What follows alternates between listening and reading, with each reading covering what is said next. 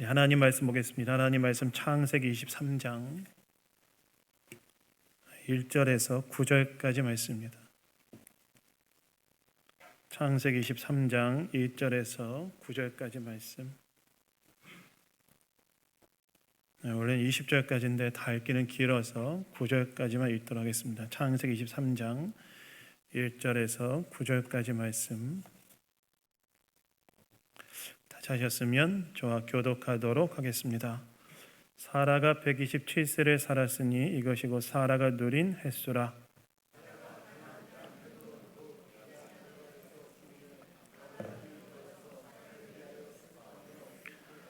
그 시신 앞에서 일어나 나가서 헷 족속에게 말하 이르되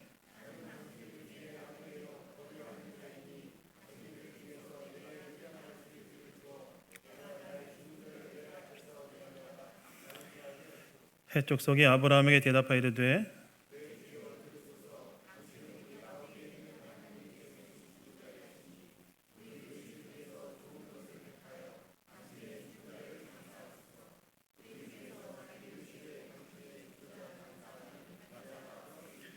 아브라함이 일어나 그 땅 주민 헷 족속을 향하여 몸을 굽히고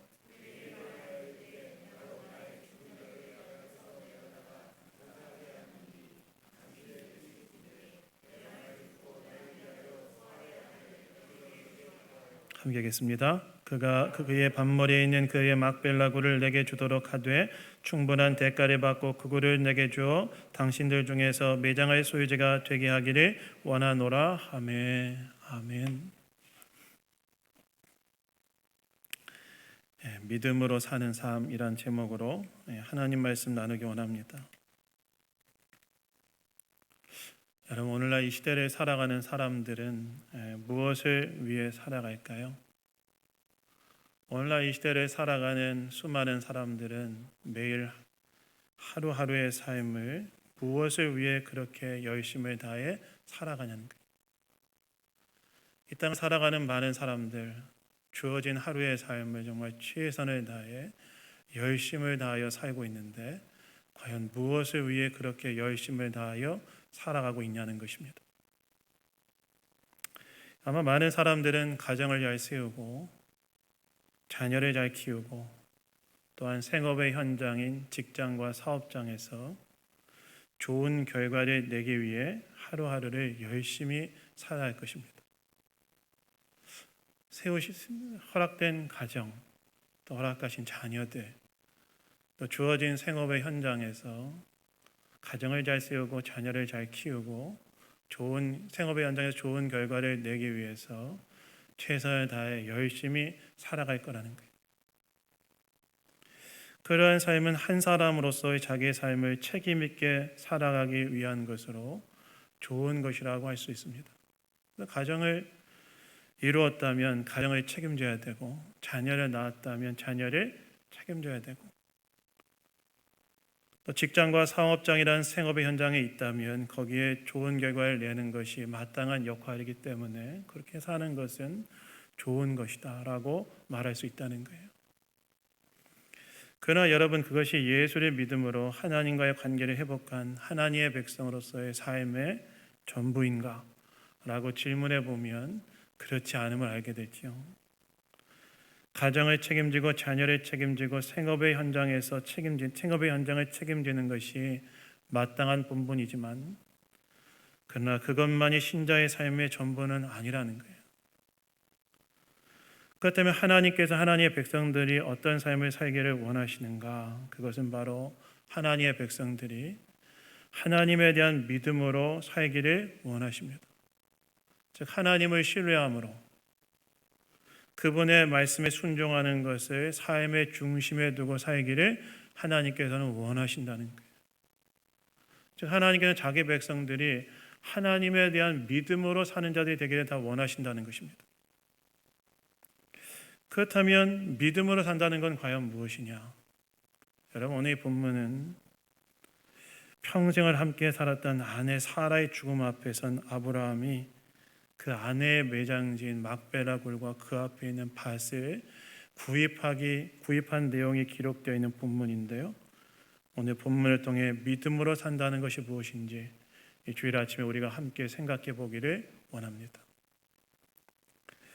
여러분 오늘 본문 1절에 보시면 이렇게 나오죠. 사라가 127세를 살았으니 이것이 곧 사라가 누린 횟수라라고 나와 있습니다. 사라가 127년을 산 후에 이제 죽음을 맞이하게 되었다는 거예요. 여러분 사라가 남편 아브라함을 따라서 가나안 땅에 들어왔던 나이가 몇 살이었지요? 여러분 그 아브라함과 사라 사이의 나이 차이가 몇 살입니까? 몇 살이죠? 자, 객관식으로 드릴까요? 몇 살이냐면 몇 살 차이냐면 10살 차이였죠. 아브라함이 75세에 가나안 땅에 들어왔으니까 사라가 몇 살에 가나안 땅에 들어왔습니까? 75에서 10 빼면 몇이죠? 그렇죠. 어려운 산수 문제 아니죠. 65살에 가나안 땅에 들어왔는데 그런 그녀가 127살의 죽음을 맞이했다는 것은 가나안 땅에 들어온 후 62년의 세월을 그 후에 살다가 이제 죽음을 맞이하게 되었다는 것입니다. 여러분 가나안 땅에서 62년의 인생을 살았던 이 사라의 인생은 어떤 인생이었습니까? 가나안 땅에서 62년을 살았던 이 사라의 인생은 참 고통과 슬픔이 참 많았던 굴곡진 인생이었어요. 그래서 그녀는 이 62년 동안에 뭘 겪어야 되냐면 여러분이 잘 아시는 것처럼 참 믿음 없는 남편의 비겁한 모습으로 인해 뭘 겪어야 됐어요? 외국왕의 규방에 2번이나 끌려 들어가는 걸 경험해 됐어요. 남편의 그 믿음 없고 비겁한 모습 때문에 외국왕의 규방에 2번, 창세기 13장에 애국왕 바로의 규방에 끌려 들어갔고 창세기 20장에 그라랑 아비멜렉의 규방에 끌려 들어간 적이 있는데 62년의 세월 동안에 사라가 뭘 경험해야 됐냐면 남편의 믿음 없고 비겁한 모습 때문에 외국 왕의 규방에 2번이나 끌려 들어가야 되는 그러한 고통을 그녀가 경험해야 됐다는 거예요. 뿐만 아니라 그녀는 90이 될 때까지 자녀를 얻지 못함으로 인해서 그로 인한 서름과 수치를 경험해야 됐죠. 이때 당시에 자녀가 없는 것은 여자가 그 가정에서 굉장히 취약한 상태에 직면하는 걸 의미했는데 90이 될 때까지 자녀가 없음으로 인해 그로 인한 서름과 수치를 그녀는 겪어야 됐어요. 그리고 뿐만 아니라 어떻게든 자녀를 얻고자 하는 마음에 몸종 하갈을 남편 아브라함에게 주어 아들을 얻었지만 오히려 무엇을 경험합니까? 그로 인한 기쁨을 누리기보다는 아브라함의 아들을 낳은 하갈에 의해서 학대를 당해야 되는 그러한 모욕을 경험해야 됐죠. 물론 여러분 사라의 인생에 기쁨이 없었던 거 아니었어요. 90이 되자 그녀는 뭘 얻어요? 아들 이삭을 얻어서 기쁨을 얻는데 근데 여러분 얼마 지나지 않아서 한참의 또 세월이 지난 후에 사라는 뭘 겪어야 됐습니까? 남편이 자기 몰래 뭐예요? 자기가 사랑하는 아들 이삭을 모리아산에 번제로 바치고 돌아오는 것을 무력하게 보아야 되는 고통을 겪게 됐지.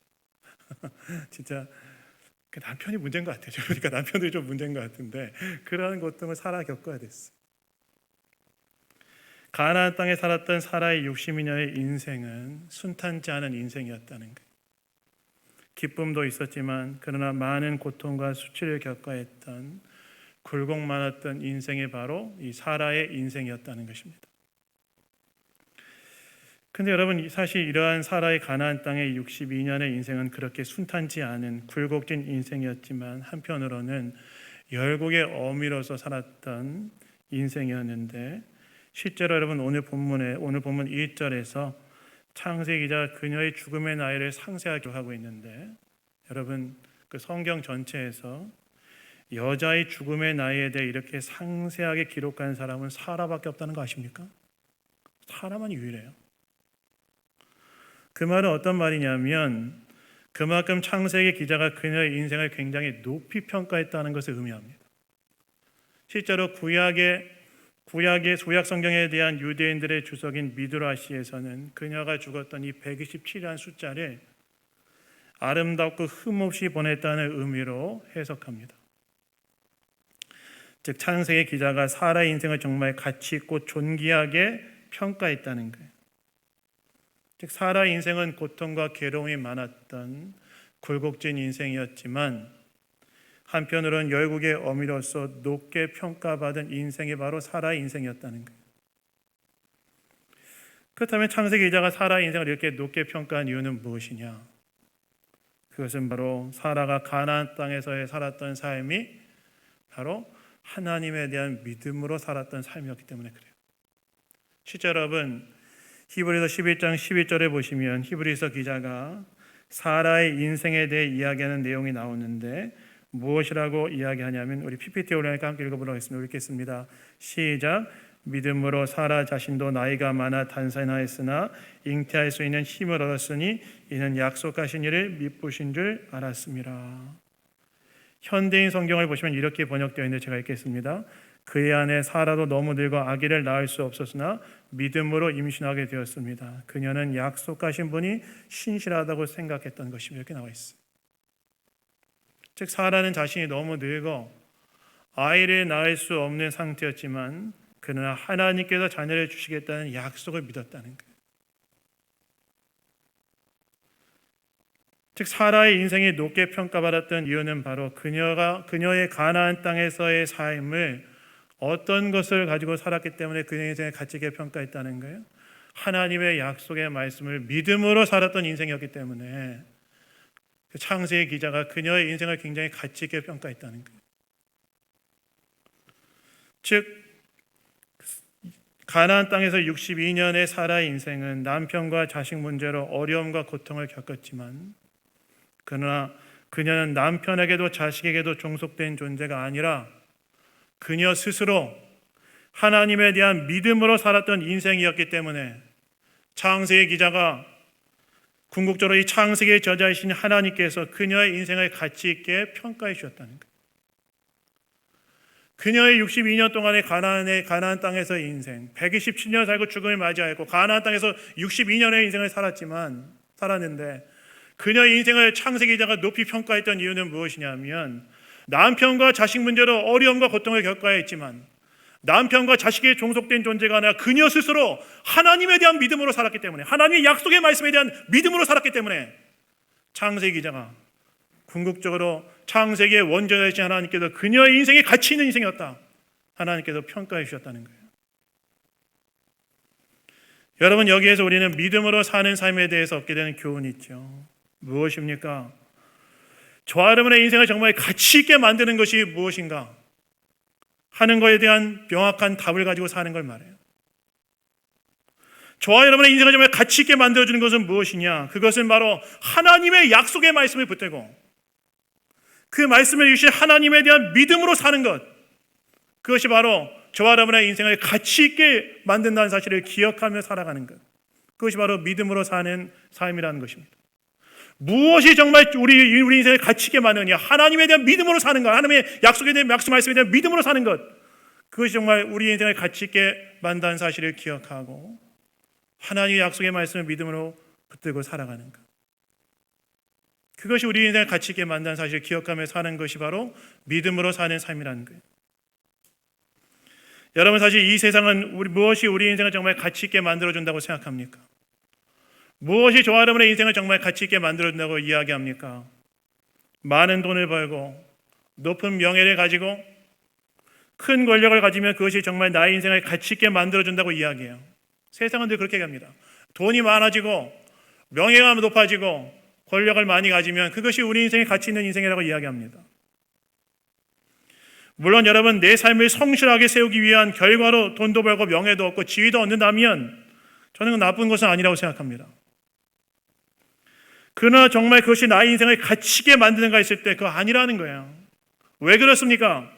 우리 인생의 무게는 이 땅에서 우리가 얼마나 많은 부와 명예와 권세를 가지고 살아가는 것에 대해서 결정되는 것이 아니라 우리 인생의 가치의 무게는 하나님 앞에서 우리가 어떻게 살아가는지로 결정되기 때문에 그것이 우리의 인생의 가치를 결정하는 게 아니라는 거예요. 여러분 아브라함과 사라가 가나안 땅에 살았을 때 사람들이 아브라함과 사라의 인생에 주목했을까요? 아브라함과 사라의 인생에 딱 주목했을까요? 물론 오늘 본문에 보면 가나안 해족 속 사람들이 그를 하나님이 세우신 지도자라고 부르며 존중해줘요. 물론 말로는 그렇게 하지만 계속해서 실제로는 존중하지 않습니다. 그리고 또 오늘 본문에서 아브라함이 자기에 대해 나는 이 땅의 나그네와 거류민에 불과하다고 고백했던 것처럼 그는 그저 그 땅의 백성들에게 그냥 오래 거기 가나안 땅에 체류하는 외국인에 불과했습니다. 그리고 그 땅에는 아브라함과 비교할 수 없는 많은 부와 권세와 지혜를 가진 자들이 존재했을 거예요.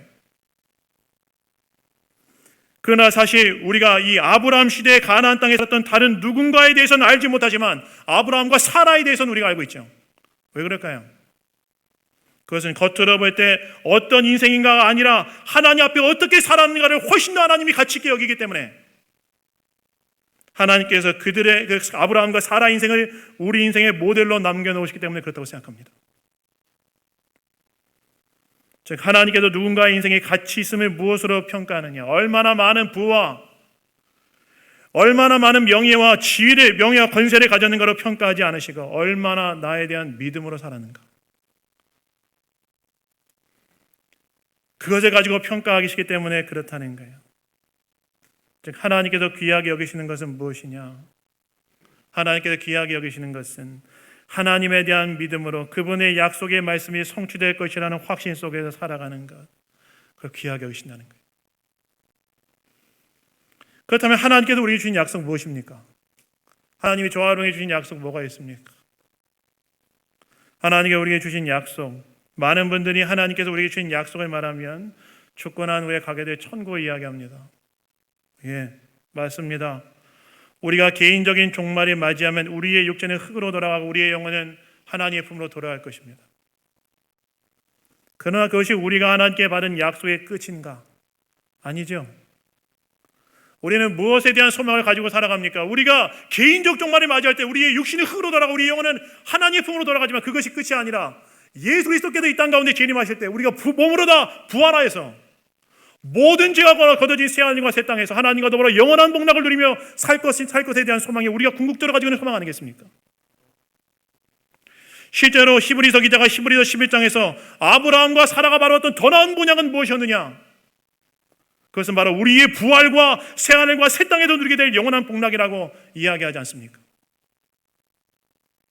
그것이 하나님 우리에게 주신 약속이라는 거예요.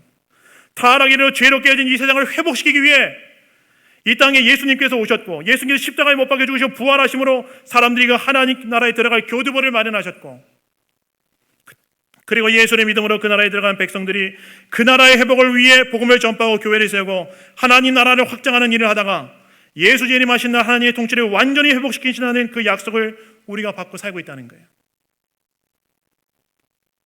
더 이상 죽음과 질병에 굴복하지 않고 더 이상 미움과 다툼과 갈등과 시기와 분열이 없는 곳에서 우리가 그리스도와 영원한 복락을 누리며 살 것에 대한 약속을 받은 자들이라는 거예요.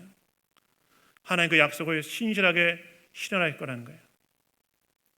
그 약속에 대한 믿음으로 사는 인생을 하나님께서 귀하게 여기시고 그 약속에 대한 믿음으로 하나님 말씀에 순종하며 사는 인생을 하나님께서 귀하게 여기신다는 거예요. 오래전 아프리카에서 평생을 헌신하고 다시 본국인 미국으로 돌아오는 그 노 선교사님 부부가 있었다 그래요. 평생 아프리카에 선교하다가. 근데 마침 그 배에는 휴가 중에 아프리카 사냥 여행을 마치고 돌아가는 루즈벨트 대통령이 타고 있었다 그래요.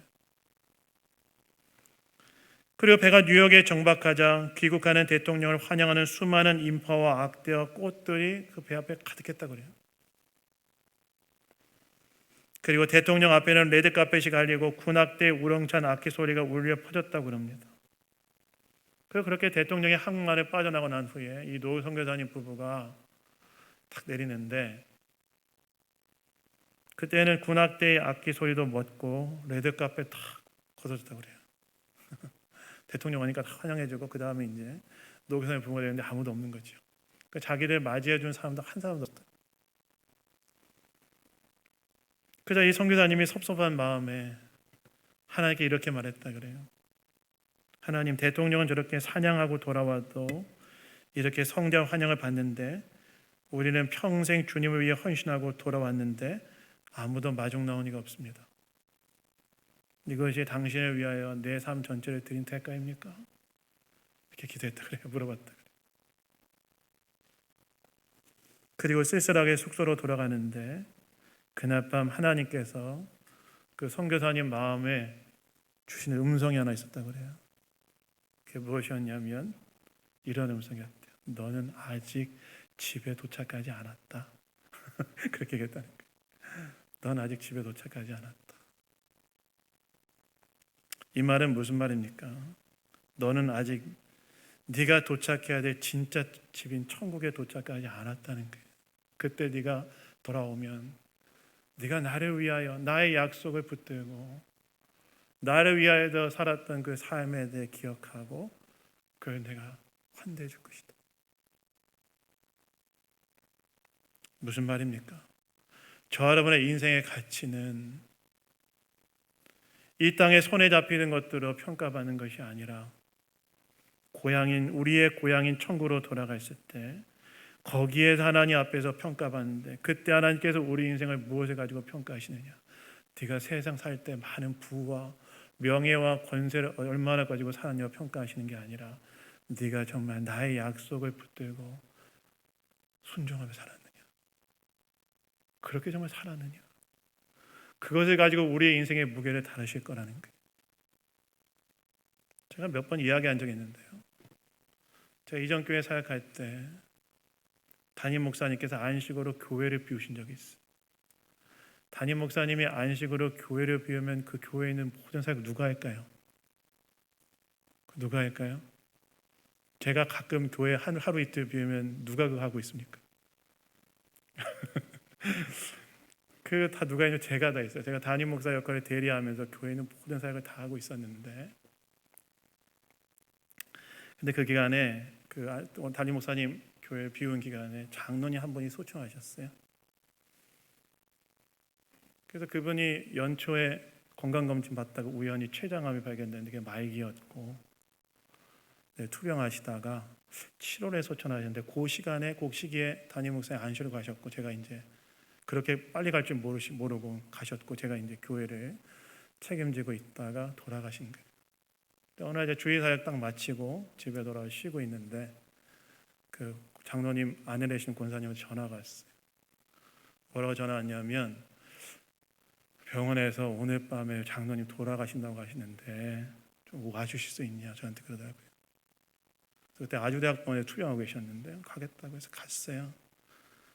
그래서 제가 갈 때는 이분이 오늘 밤에 돌아가신다고 하니까 아무런 의식도 없고 굉장히 약해지셨겠다 이런 생각이 들었는데 딱 갔는데 의외로 너무 정신이 또렷하신 거예요.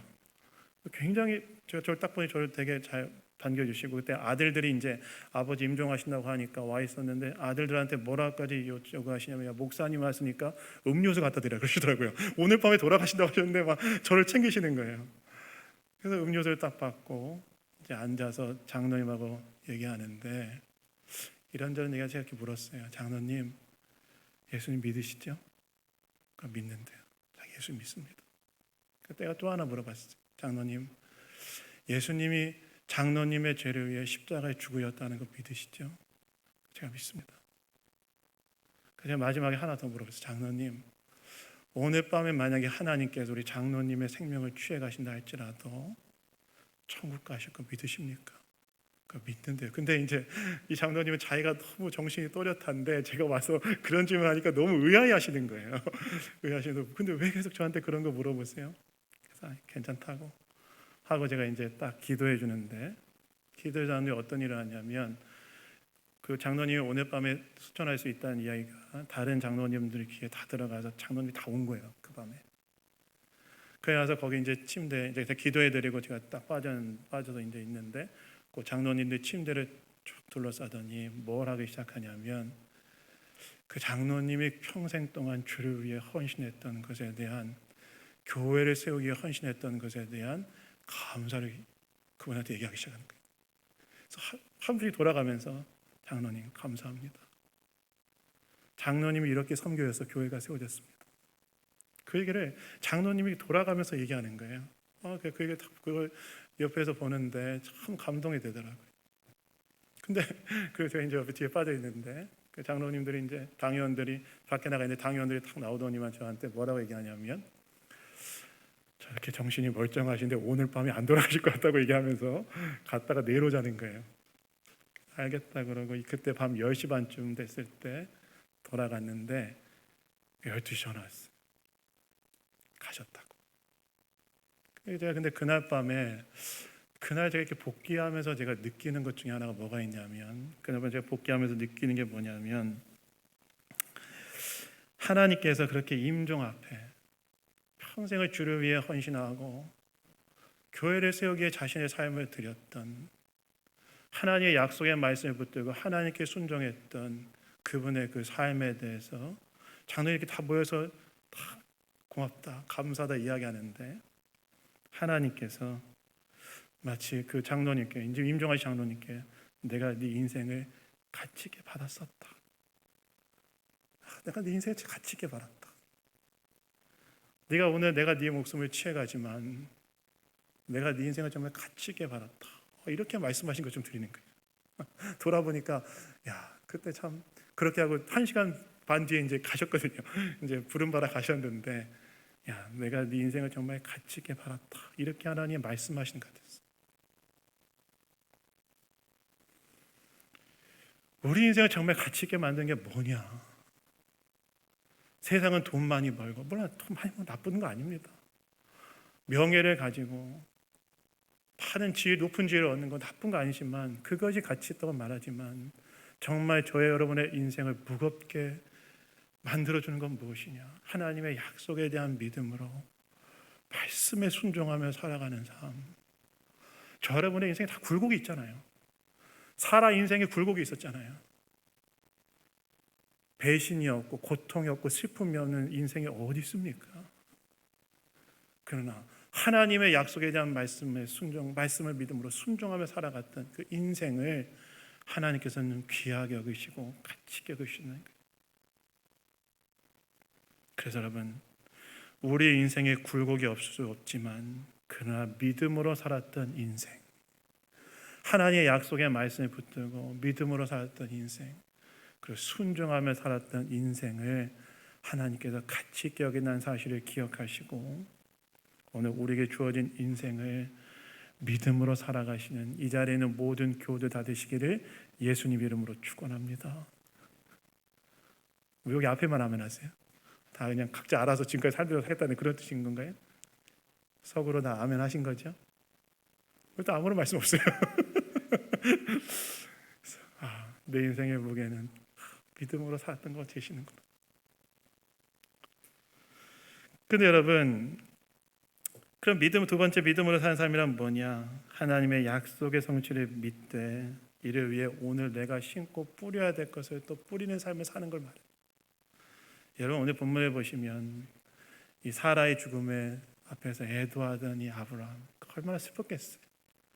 평생 함께했던 동반자였던 사라의 죽음 앞에 그 상실감이 얼마나 슬펐겠어요.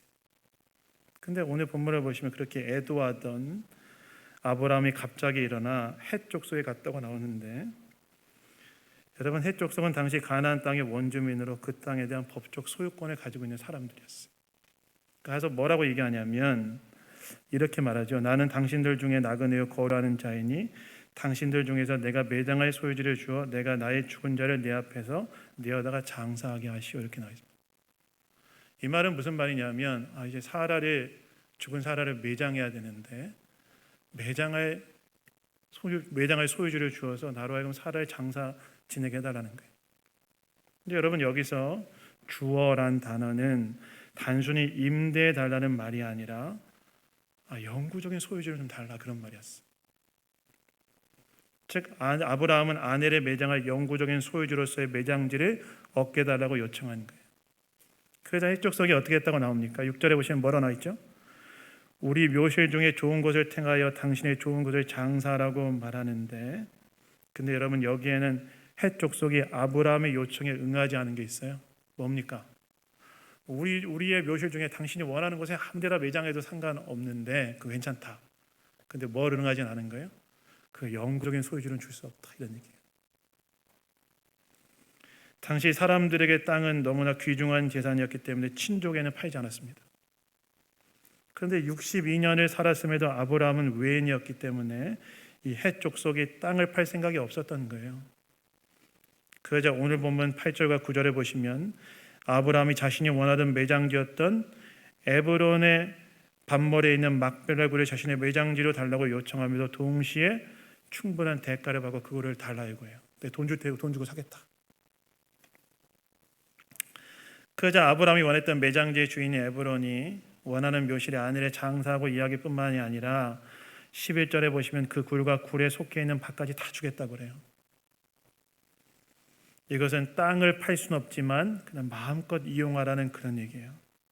근데 오늘 본문을 보시면 이러한 해족 속에 계속된 호의에 아브라함이 어떻게 반응합니까? 그런 호의를 받아들이지 않고 계속 돈 주고 사겠다고 이야기해요. 나 돈 주고 사겠다. 그자 에브론이 얼마를 불러요? 오늘 본문을 읽지 않았지만 400세겔을 부르는데 여러분 이 400세겔은요 당시 땅값으로는 정말 터무니없는 가격을 부른 거예요. 굉장히 고가를 부른 거예요. 근데 아브라함이 어떻게 합니까? 아무 소리 안 하고 400세겔 주고 그 땅을 사버려요. 여러분 왜 이렇게 좋은 호의를 그냥 공짜로 갖다 쓰라고 하는데 왜 아브라함은 끝까지 아내의 매장할 그 영구할 소유지를 구입하기 위한 땅 돈으로 사겠다고 구입하겠다고 이렇게 계속해서 이야기하고 결국엔 샀을까요? 왜 그랬을까요? 마음껏 원하는 곳에 편히 있으라고 해쪽 속 사람들은 에스도 사람과 에브론이 말했음에도 불구하고 이를 거부하고 꼭 돈을 주고 땅을 사려고 한 것일까요? 그것은 바로 미래의 하나님의 약속대로 자신의 후손들이 그 땅을 차지할 때 그 땅에 대한 법적 소유권에 대한 근거를 마련하기 위함이었어요. 여러분 아브라함은 그의 인생의 말년에 자기 인생에 자기 때 하나님이 자기에게 주셨던 약속, 하늘의 별, 가나안 땅을 기업으로 줄 것이라는 약속이 성취되지 않을 걸 알았어요. 그 미래 일이구나. 그래서 그는 어떻게 하냐면 나중에 자신의 후손들이 그 땅을 차지할 수 있는 하나님의 약속이 성취할 때 그 땅을 차지할 수 있는 내가 오늘 해야 될 일을 한 거예요. 그래서 아내가 죽었을 때 애도하는 것으로 그치는 것이 아니라 그 아내의 죽음을 매개로 어떻게 하는 거예요? 그 땅에 땅을 사서 나중에 자기의 후손들이 가나안 땅에 들어올 때 이 땅은 우리의 조상 선조 우리 아브라함이 산 땅이다. 이 땅에 대한 법적 근거가 우리에게 있다는 것을 주장하면서 돌아올 수 있는 근거를 그때 마련한 거예요. 즉 하나님의 약속에 대한 믿음은 아브라함으로 하여금 오늘 그 약속을 이루기 위하여 그가 해야 할 일을 심는 그 일을 그가 했다는 거예요. 하나님의 약속은 이루어질 거란 믿음으로 아무것도 행한 것이 아니라 오늘 그가 하나님의 약속에 대한 믿음 속에서 그가 그것을 이루기 위하여 해야 할 일 하나를 했다는 거예요. 여러분 여기서 우리는 믿음으로 산다는 것이 무엇인지에 한 가지 더 얻게 된 교훈이 있죠. 무엇입니까? 믿음으로 사는 삶이란 하나님께서 약속을 성취하실 것에 대한 믿음으로 아무것도 하지 않는 삶이 아니라 오히려 하나님의 약속에 대한 성취에 대한 믿음 속으로 오늘 내가 해야 할 일 한 가지를 심고 뿌리는 거, 그거 하는 거라는 거예요. 다시 말해서 하나님의 약속의 성취에 대한 믿음으로 내 자녀들에게, 내 후손들에게, 신앙의 후배들에게 내가 남기고 놓고 가야 될 것을 뿌리고 심는 거, 그것이 바로 믿음으로 사는 삶이라는 거예요. 아무것도 하지 않는 것이 아니라 내 하나님의 약속이 성취될 거라는 믿음으로 내 자손들에게, 내 자녀들에게, 나의 영적인 후손들에게, 후배들에게 내가 해야 될 걸 싣고 가는 거, 그것이 바로 믿음으로 사는 삶이라는 것입니다. 자녀들에게 포기하지 말고 뿌려야 될 믿음의 씨가 있다면 그거 뿌리는 거예요. 오늘 아무것도 하지 않는 게 아니에요. 믿음으로 사는 삶이 그냥 하나님 맡기고 아무것도 하지 않는 게 아니라는 거예요. 오늘 내가 심어야 될 강을 심는 거예요. 교회의 다음 세대 아이들도 마찬가지입니다. 그냥 가는 게 아니라 그들을 위해 뿌려야 될 게 있는 거예요. 제가 전에 어떤 교회 청년하고 이야기하는데 그 청년이 저한테 이런 얘기 하더라고요. 목사님, 제가 교회를 포기하지 못한 이유가 뭔지 아십니까? 저한테 물어보더라고요. 모르겠네요. 왜 교회를 포기하지 못하니? 그때 그 애가 저한테 했던 말이 뭔지 아십니까? 청년이었는데 주일학교 선생님들 때문이라는 거예요. 자기가 신앙도 없고 믿음도 없고 가족들도 아무도 교회 안 나가고 할 때 계속해서 자기의 집을 두드려줬던 선생님 때문에 여기까지 왔는데 내가 때로 어렵고 힘들어도 내가 교회를 포기하지 못하고 하나님에 대한 신앙을 포기하지 못한 이유가 선생님들 때문이라는 거예요. 무슨 말입니까? 선생님들이 뿌린 믿음의 씨앗이 긴 안목 속에서 열매를 맺었다는 거예요. 포기하지 않고 뿌려야 되겠다는 거예요. 그게 믿음으로 사는 삶이라는 거예요. 저도 마찬가지입니다. 목사로서 저도 교회가 정말 하나님의 약속에 성취한 긴 안목 속에서 주님 뜻대로 세우기 위해 포기하지 않고 뿌려야 할 것이 있는 거예요. 그래서 여러분, 믿음으로 사는 삶이란 아무것도 안 하는 것이 아니라 하나님의 약속의 성취에 대한 믿음 속에서 오늘 내가 해야 할 일들 하는 것, 내 자손들, 자녀들, 후손들, 신앙의 후배들에게 내가 뿌려야 될 것을 포기하지 않고 뿌리는 것, 그것이 믿음으로 사는 삶이라는 사실을 기억하시고 이번 한 주 여러분들 내가 뿌려야 될 게 무엇인가 생각하시고 그것을 뿌리며 심으며 살아가는 한 주의 여러분의 삶이 다 되기를 예수님 이름으로 축원합니다. 말씀 뵙겠습니다. 여러분, 믿음으로 사는 삶이란 무엇일까요? 믿음으로 사는 삶이란 이 믿음으로 사는 삶이 정말 가치 있는 삶임을 알고 살아가는 걸 말해요. 그게 정말 가치 있는 삶이다. 둘째, 믿음으로 사는 삶이란 하나님의 약속의 성취에 대한 믿음으로 오늘 내가 이것을 이루기 위해 내가 해야 할 일을 적극적으로 하는 삶을 말합니다. 이러한 삶을 통해 정말 하나님 앞에 귀하게 인정받는 그런 삶으로 빚어지는 저 여러분의 이번 한 주 삶이 다 되기를 예수님 이름으로 축원합니다. 자, 우리 기도하겠습니다. 하나님 아버지 감사합니다. 오늘도 말씀을 통해 우리에게 이야기해 주시니 감사합니다. 우리가 이 땅을 살아가면서 믿음으로 사는 삶이 가치 있는 삶을 알게 하셔서 믿음으로 살아갈 수 있도록 도우시고 또한 믿음으로 사는 삶이란 하나님의 약속의 성취를 바라보며 오늘 내가 심고 뿌려야 할 것들을 심는 것임을 기억하며 오늘 그것을 선택하고 이루는 삶을 살아갈 수 있도록 도와주시옵소서. 모든 것 주님께 맡겨드리며 우리를 구원하신 예수 그리스도의 이름으로 기도드렸습니다. 아멘. 아멘.